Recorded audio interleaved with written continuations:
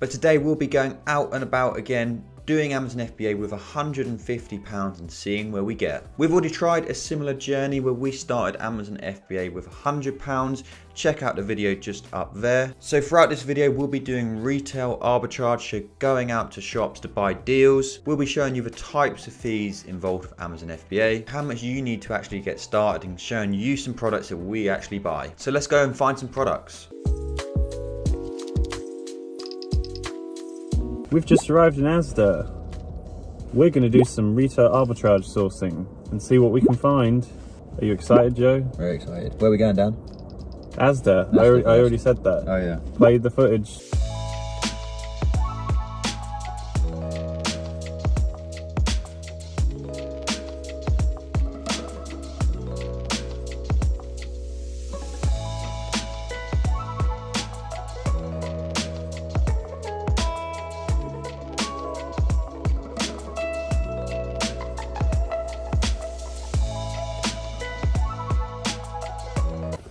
So these are the first products we got. It's these Lily O'Brien's Ultimate Chocolate Collection. We bought these for £4. They were selling on Amazon for $17.99 each. 6 to 29 units a month, so not crazy sales, but it had such an insane profit margin. So this one was 203%, £8.12 per unit profit. Now there was 11 FBA sellers, which is a bit more than we usually like to go for, but because it had such amazing profit and the graph looked good as well, it's quite a stable price, we're happy to go with a bit more competition.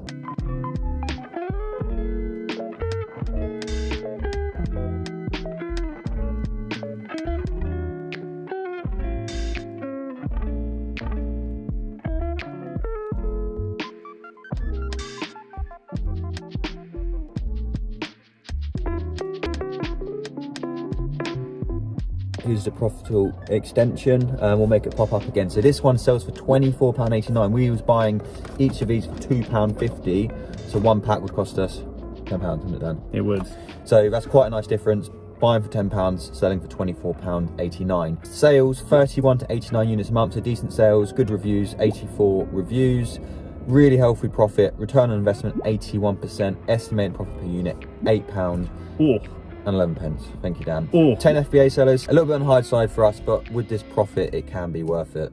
Now, before we do run you through these products from Asda and show you how much we hope they're going to make us, let's take a look at some of the fees involved with Amazon FBA, so you have a better understanding of what to expect before jumping in. There are 5 main fees you're going to come across on your journey. There are some other fees as well, but I'll just be going through the 5 main ones you will be facing on a daily basis. So fee number 1 is the FBA fee. This is the fulfillment by Amazon fee. So this is the fee you pay to Amazon for them basically sending the product to your customer. So when you buy a product, you send it into Amazon's warehouse. Obviously, if you make a sale, it needs to get out to that customer. This is the fulfillment by Amazon fee, so them actually delivering it to your customer and everything else involved. Now, the next fee you'll always pay is the referral fee. So this is sort of like a marketing fee. It's just a fee you pay to Amazon for advertising and selling your product on their platform.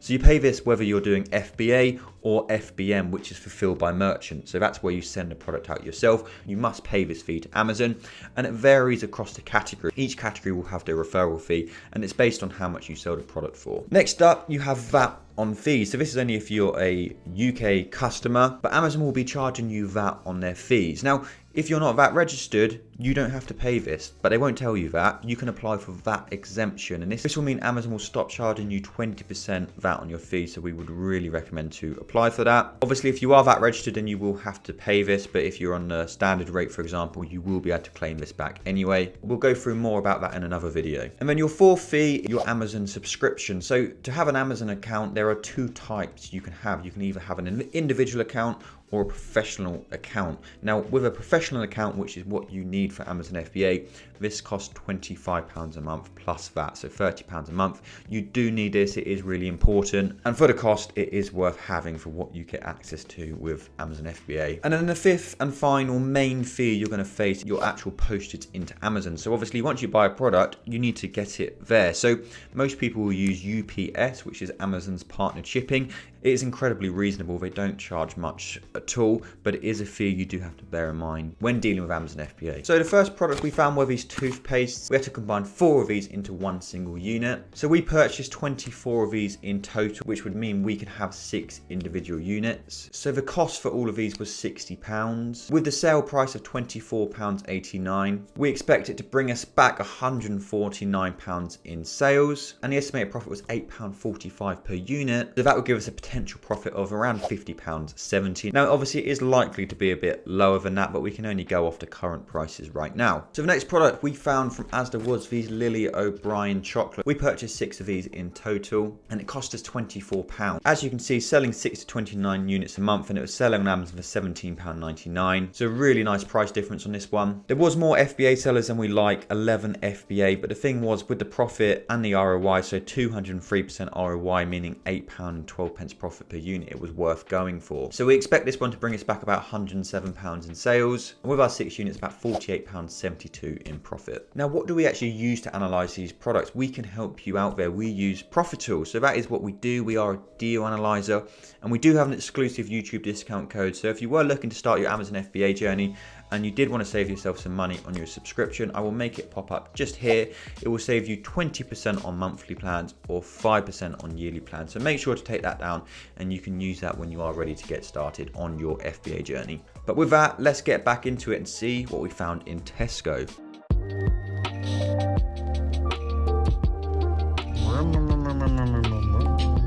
It's very bright in here, isn't it? Yeah, turn the glass off.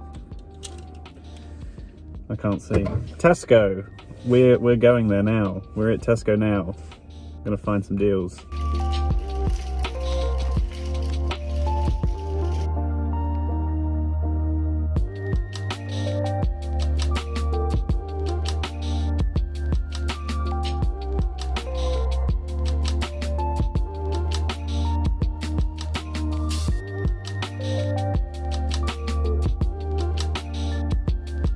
First product, no, put that on, man. We got 12 of these in total. It's a pack of 2. Yeah, I know. Here's all the data. We'll make it up. We'll make it pop up on screen because you probably can't see it. But pack of 2, we are buying for £6. They're £3 each with a club card. Make sure to get your club cards.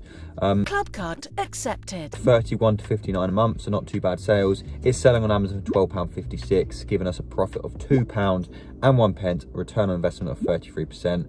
Slightly higher on the FBA seller side, 10 FBA sellers, but we did check through their stock and they didn't have much in stock. So I would imagine all the sellers on here are doing arbitrage, so they should soon sell out. Product 2. So next up we had coffee. It was these, what are they, Dan?